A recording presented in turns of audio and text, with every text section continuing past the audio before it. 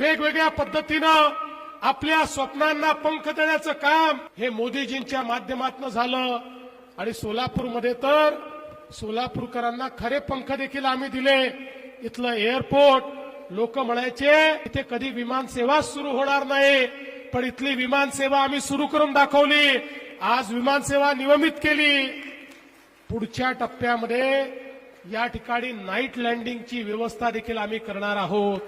याचं कारण आहे, एक काळ असा होता एखादं विमानतळ श्रीमंतांची निशाणी होती, पण आता विमानतळ ही केवळ श्रीमंतीची निशाणी नाहीये। ज्या शहरातलं विमानतळ चालतं, ज्या शहरातल्या विमानतळावर फ्लाईट उतरतं, त्याच शहरात उद्योग जातात, त्याच शहरात व्यापार वाढतो।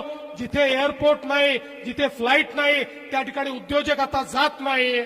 आणि म्हणून हे केवळ कोणाला तरी हैदराबादला, कोणाला तरी दिल्लीला, कोणाला तरी मुंबईला जाण्यापुरतं हे एअरपोर्ट केलेलं नाही, तर पुढच्या सोलापूरच्या औद्योगिक नगरीला पुन्हा भरभराटी आली पाहिजे, याकरता या एअरपोर्टचं काम आपण केलं।